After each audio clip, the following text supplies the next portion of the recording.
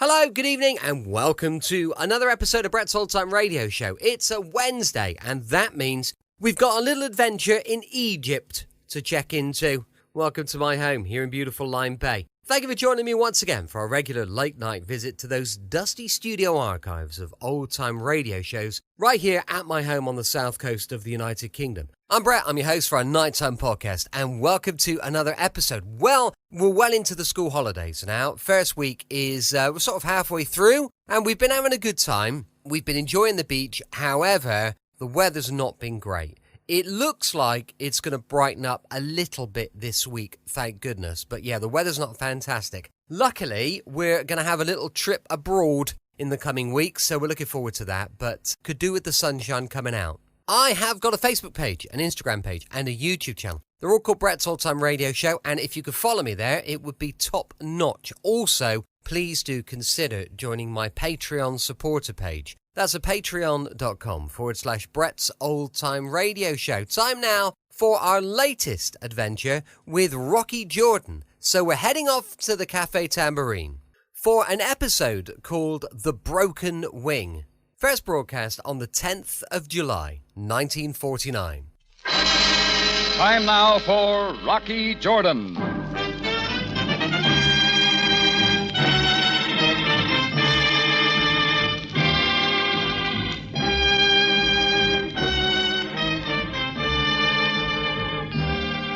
Not far from the Mosque Sultan Hassan in Cairo stands the Cafe Tambourine, run by Rocky Jordan. The Cafe Tambourine, crowded with forgotten men, alive with the babble of many languages. For this is Cairo, where modern adventure and intrigue unfold against a backdrop of antiquity. Tonight's story, The Broken Wing.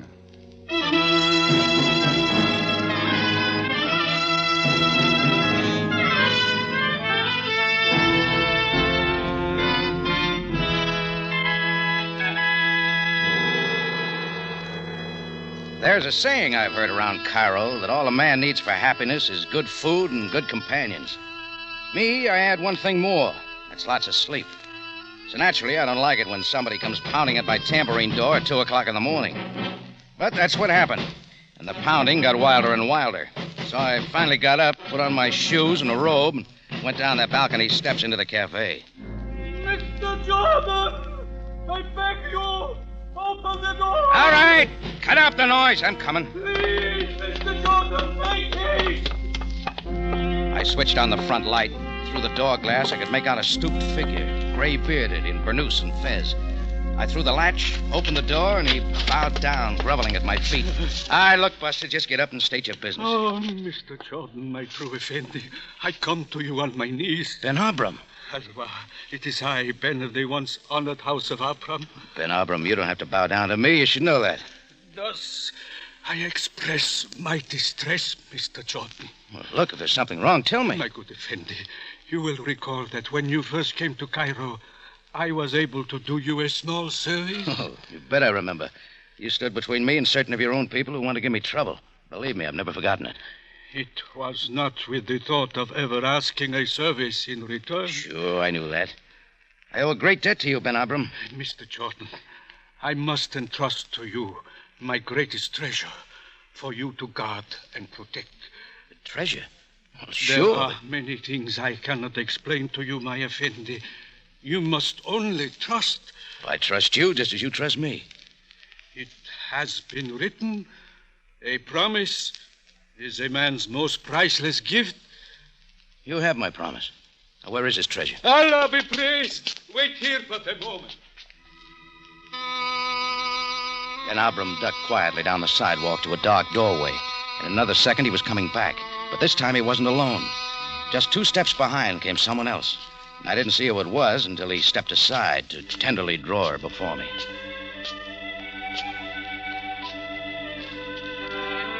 A slight but erect figure in native robes. And all I could see was her soft, dark eyes above the veil that covered her face. Mr. Jordan, my only daughter, Tarina. Your daughter? Mashallah. She is my treasure. Guard her with your life. Wait a minute, Ben Abram. You can't be leaving her with me. I have no choice. It is your promise. Oh, I know I promised. Farewell, Tarina, my child. Saida, my father. I commend her to you, Mr. Jordan. Hide her quickly. Allah protect... Ben Abram, wait. This beats anything yet. My master is not pleased. Oh, everything's just fine. Great. I am most happy, my master. Look, would you mind not calling me... Oh, skip it. As you wish, my master. It's just that there's no place for a girl like you. But you are here. That's just it. My father says that you will protect me. From what, Tarina? He does not permit me to tell. But in all else, I am at your command. Sure. What now? Where do you want me to sleep? Sleep. Oh, up those back steps. It's all yours. But will you not show me? That's the way you want it. Up this way. I will follow my master.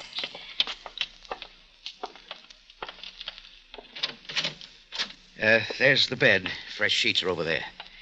Where will you sleep? Outside, lady. Just give me time to get a few things out of here.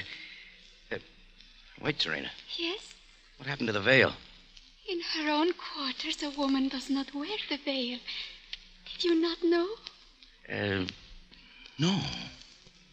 I trust my master will sleep well. Thanks.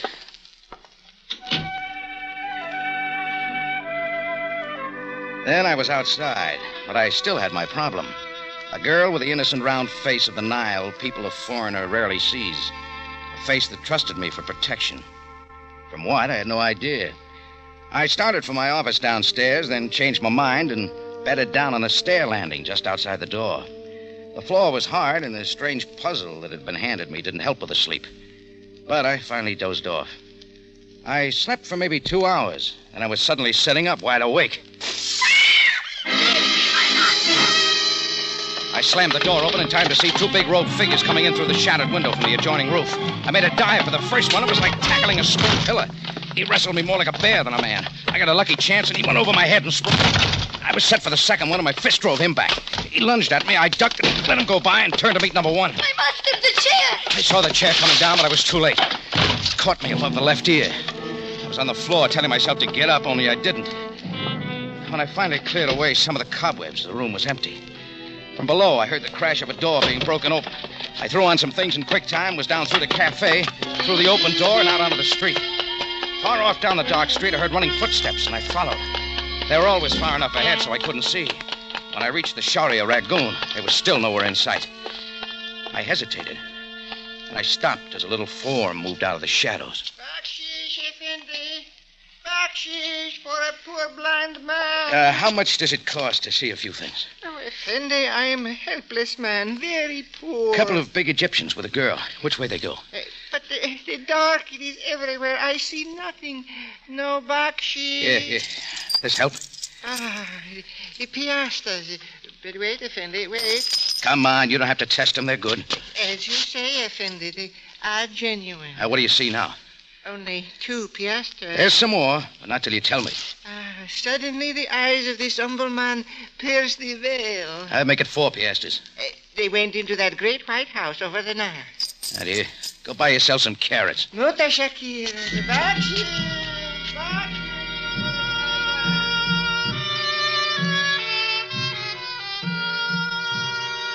In 2 minutes more, I had reached the great house on the Nile, all white, a symbol of power in Egypt. A front gate led to the wide courtyard, and I kept going past the fountain toward the main door till 2 guards quickly moved from their posts to bar my way. The intruder will be gone. I got lots of business here. The house of Sheikh El-Had Bey sleeps. Well, let's wake him up. Back. The unbeliever is asking trouble. A lot of trouble you don't want to get mixed up in, brother. To the streets with you. It is a command. Yeah, well, I'm going the other way. Fatah, it is El-Had Bey.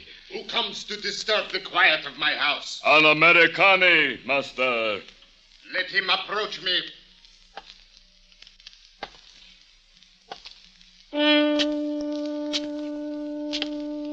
The guards let go of my arms, and Sheik El Had Bey waited on the steps before the door.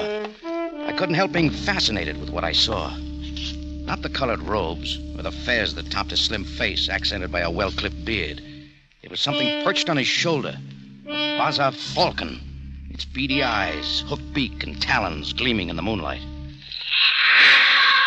By what right does an infidel come at this hour? Little case of kidnapping, El Had Bey. What is your name? Name's Rocky Jordan. Now, where's Tarina? She is quite safe. She is of no interest to such as you. Think again. Tarina was sleeping at my cafe. Mashallah. She was brought there by her father, Ben Abram. I promised to protect her. You know what a promise means. It was not yours to give. But you admit Tarina was brought here against her will. By the orders of my honored nephew, Fingal Jarous.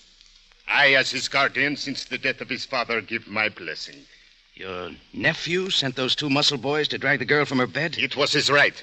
Yeah, well, not in my books, El Had Bey. Mr. Jordan, it is obvious you have much to learn of the ways of the East. Until then, you had best accept my word. What about Ben Abram's word? It is like dirt at my feet. Supposing the police get wind of this, what'll they think? May I suggest that you go now and find out? And leave this house in peace. Not till I see Tarina and get her You story. will not defile her again by your presence? Let her decide that. Then I have no choice. Batal, Shamak! Throw this unbeliever into the streets! I master.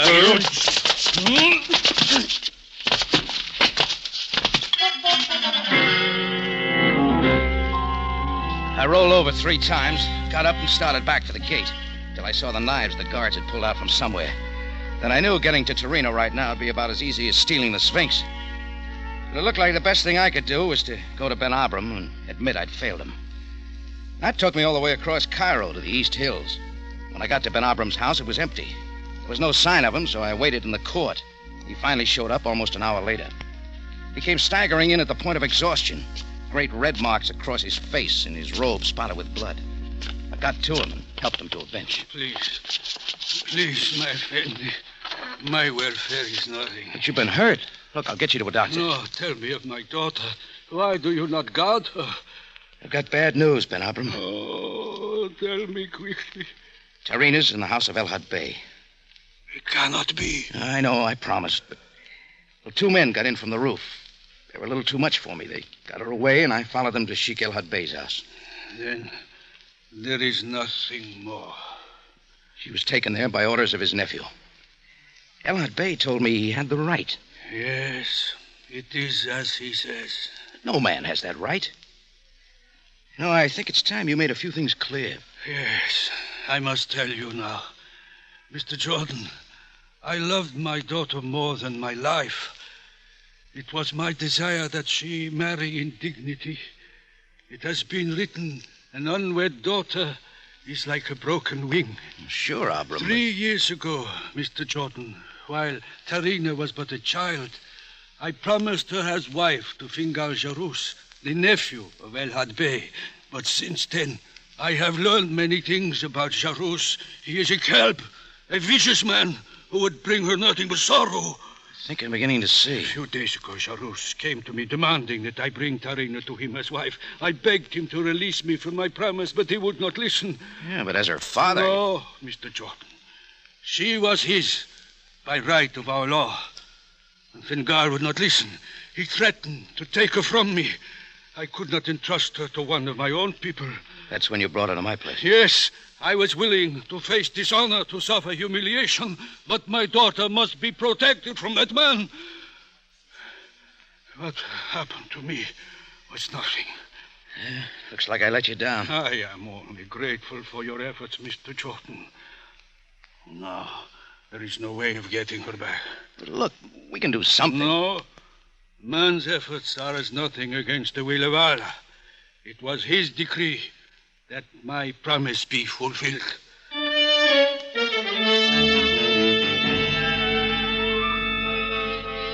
I tried a couple of arguments, but all I met with was despair. I could tell Ben Abram wanted to be left alone, so I finally walked away. Just as I reached the gate, a black limousine pulled up. The back door opened, and after carefully adjusting his fez, out stepped Captain Sam Sabaya, Cairo Police. You will stay with me, Jordan.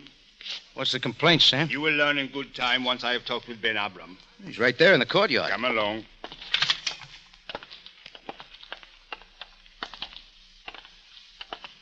Ben Abram. Bismillah, Sepayabe. It is with regret that I do not come as a guest of your house. Then for what purpose? To ask if you last night were in the home of Sheikh Al-Bey.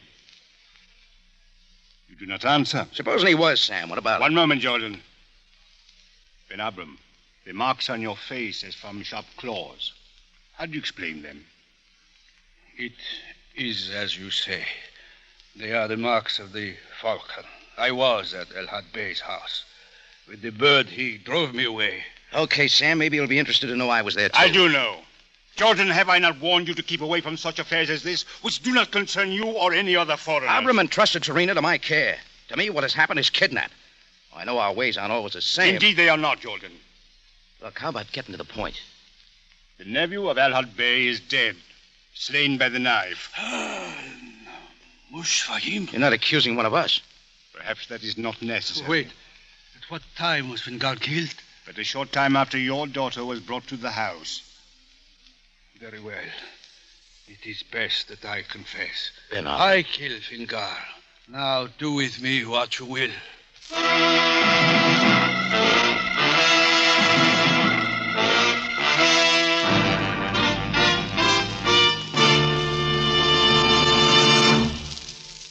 You are listening to The Broken Wing, tonight's adventure with Rocky Jordan.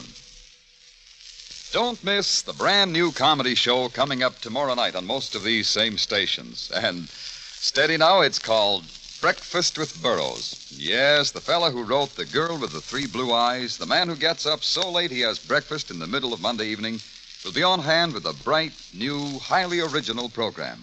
And as though you hadn't guessed, his first name is Abe. So tomorrow, please don't go to bed until you've had breakfast with Abe Burroughs on CBS tomorrow night at 6:30.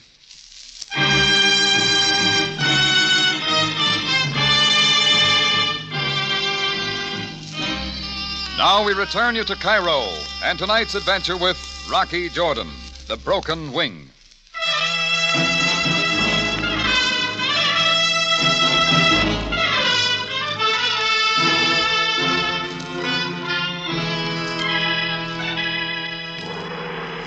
Well, ordinarily, I don't mix in family feuds, especially in Cairo. But I owed a debt to Ben Abram. When he entrusted his daughter Tarina to my protection, I had no choice. And I failed. Tarina was captured by her promised husband. Shortly after that, he was killed. When confronted with the news, Ben Abram confessed to the murder. Sam Sabaya took us to headquarters, got my story, and put Ben Abram in a cell. Then he let me stay with the old man for a few minutes, and I tried to get some sense out of him. My good Effendi, it is for the best. I don't see it that way, Ben Abram. But you must not concern yourself about me. I just don't think you're a man who would kill, that's all. Mr. Jordan, can you not see? What does murder mean to a soul that is already lost? Tarina is now free from the rash promise I once made. Look, you still have time to change that confession. No, please leave me now. I ask but one thing of you. Yeah? The happiness of my daughter. I leave her in your hands forever.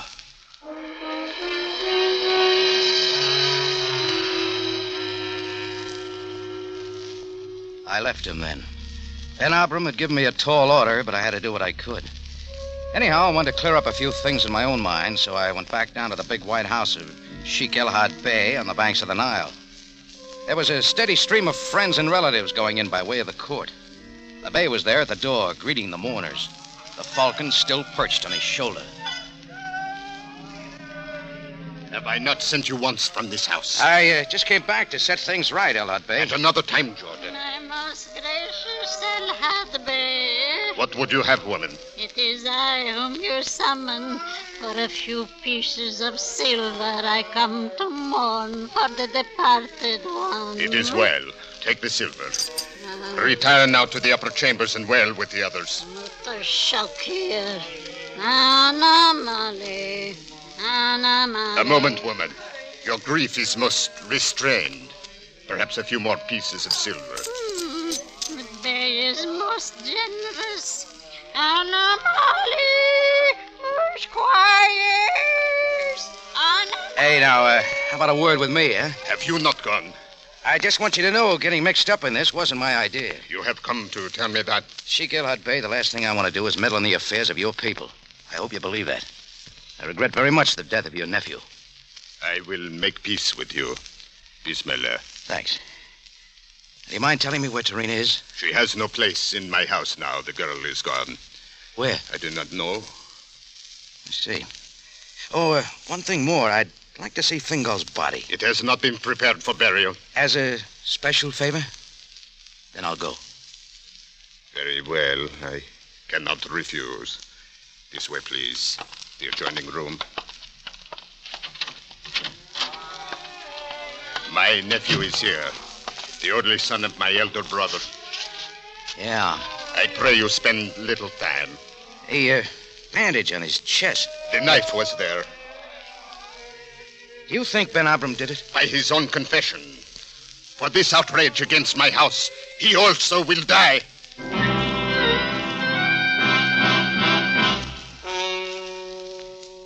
Well, I took my cue and got out. El Had Bey had no reason that I could see to lie about Tarina, and I knew she wasn't there. But there was no stopping now, till I'd found her and set Ben Abram's mind at rest. I took the long trip back out to Abram's place, but Tarina wasn't to be found. I tried a few people I knew were Abram's friends, and they'd seen nothing of her. For an American man to find a veiled Muslim girl poses too many problems. And I was finally back at Ben Abram's cell, telling him his daughter was gone. You must find her, Effendi. Where would she be? What's she hiding from? She's a tender child, only frightened. This has been a terrible ordeal for her. You still say you killed Fingal? There was no other way. Can you not see? I had a look at Fingal. I'm surprised you went for his throat. It had to be done quickly. The knife at the throat is certain.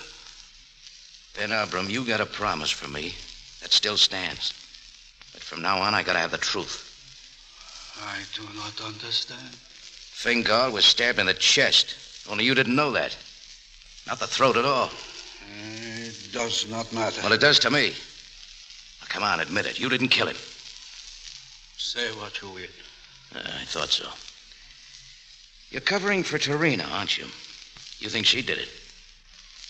She could have. Please forget this thing, Mr. Jordan. I am an old, disgraced man.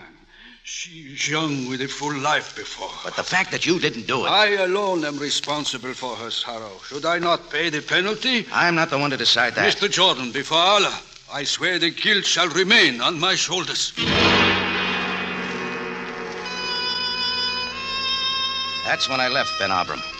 From now on, it was up to Tarina. She'd have to make the choice.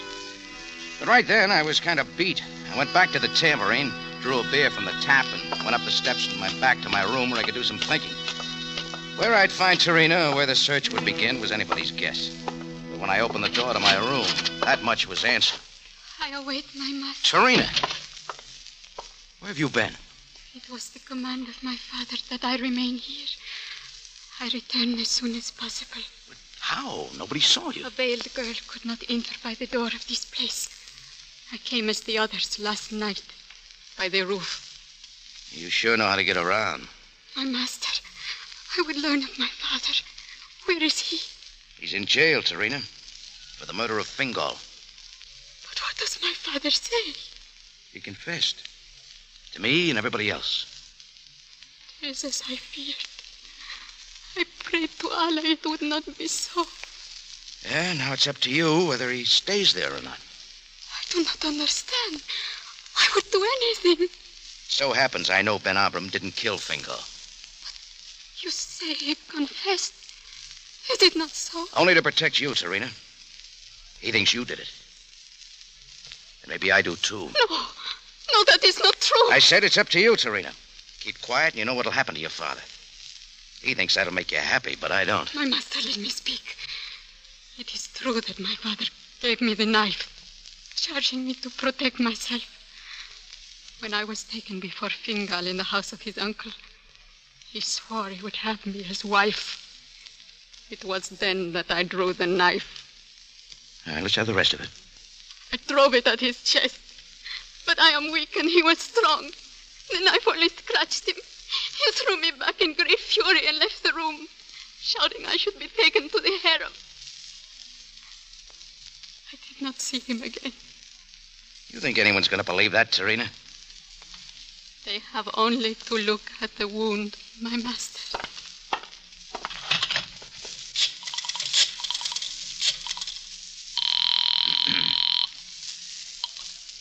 Captain Sabaya speaking. Rocky, Sam. Yes, Jordan. Has there been an autopsy on Fingal Jarus? Certainly not. For what possible reason do you ask? So you better do it, Sam. You'll find out some things. I will do no such thing. Besides, the burial procession leaves within the hour. Then get busy. There still may be time to stop it. Jordan, you know that cannot be done without cause. All you have to do is check on Sheik El-Had Bey's background. He was quite a gambler, Sam. Find out how he stands financially. You'll get a surprise. What are you driving at, Jordan? Fingal was the only son of El-Had Bey's elder brother. Now they're both dead. Who stands to benefit most by Fingal's death? That is of no consequence. We have the confessed murderer. But it's all wrong. Hurry, Sam. Meet me at El-Had Bey's house in 10 minutes. Jordan, you will not go to that place at such a time. Think again, Sammy. I'll see you there. What would you have me do, master? Stay right here, Tarina. Keep those pretty little fingers crossed.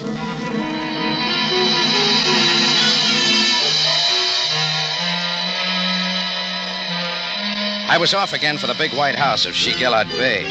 This time I knew the reason why. In 9 minutes flat I was there, and I didn't make it any too soon. The funeral procession was already moving out across the court. They had a drum beating, and along with the wailers, all in all, it promised to be a first-class affair. Right in the lead came Sheik El-Had Bey, falcon and all. Stand from the gate, Jordan. You're rushing things a little, aren't you, El-Had Bey? Can you not see the procession has begun? Why not the usual 3-day wait? Afraid the police will come nosing around, maybe? Silence. The infidel would not desecrate the dead. Yeah, by the way, just how did Fingal die? By the knife of Ben Abram. Sure. You want your nephew buried real quick so everyone will keep on believing that, right? Of what do you speak now? Supposing an autopsy proved the knife wound was nothing but a scratch. You knew Tarina tried to stab Fingal, but didn't kill him. So you decided to finish the job. Guard your words, Jordan. How'd you do it, with poison? Well, it's easy to find out, El-Had. The main thing is you knew the blame would go to either Tarina or Ben Abram. You didn't care which. And you'd have the family wealth. Guards! Remove the lying infidel! They needn't bother. I was just going for a chat with the Cairo police.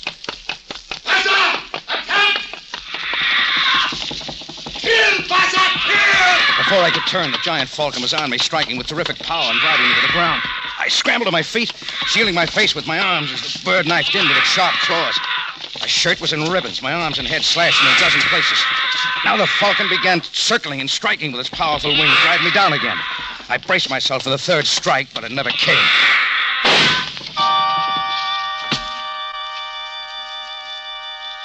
There was just one shot, and the winged killer lay dead at my feet.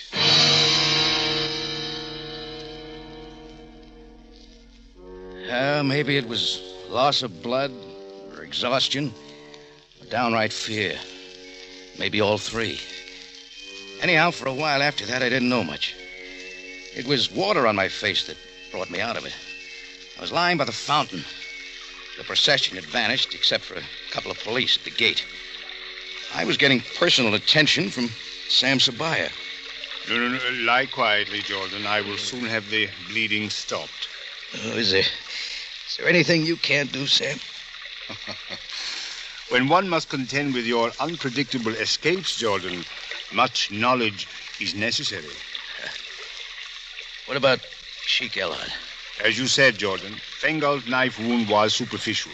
The sheikh is being held pending an autopsy. Oh, then my hunch was right. The fact that the sheikh made this bizarre attempt on your life is proof enough at the moment. What about Ben Abram? I've ordered his immediate release. Jordan, is there nothing more you wish to ask? What about? Tarina. As Ben Abram reminds me, a promise is a man's most priceless gift. What are you getting at? He says he has promised his daughter to you, Jordan. Oh, no. Not on your life. Look, you've got to talk to him. Calm yourself, Jordan. I have convinced him that you will release him from his promise. You will not have to marry the girl. Sam, why don't you mind your own business?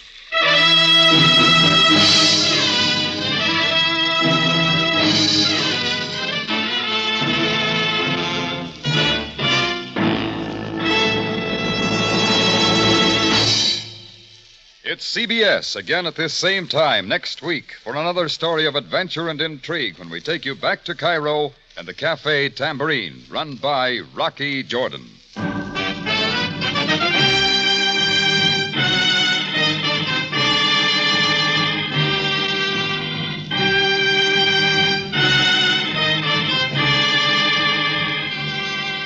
Rocky Jordan, written by Gomer Cool and Larry Roman, stars Jack Moyles in the title role and was produced by Cliff Howell and directed tonight by Gordon T. Hughes, with original music by Richard Arant. Larry Thor speaking. This is CBS, the Columbia Broadcasting System. Welcome back. Hope you enjoyed our latest adventure with Rocky Jordan. And don't forget, we're going to be back tomorrow with those Tales of the Texas Rangers going live from 5 p.m. GMT. You can email me on brett@tourdate.co.uk, and I'd love to know your thoughts on the show. But please do consider joining our Patreon supporter page at patreon.com/Brett's All-Time Radio Show. Thanks for listening. I'll be with you 7 days a week, each and every week, and I'll see you tomorrow on Brett's All-Time Radio Show. Love you. Bye.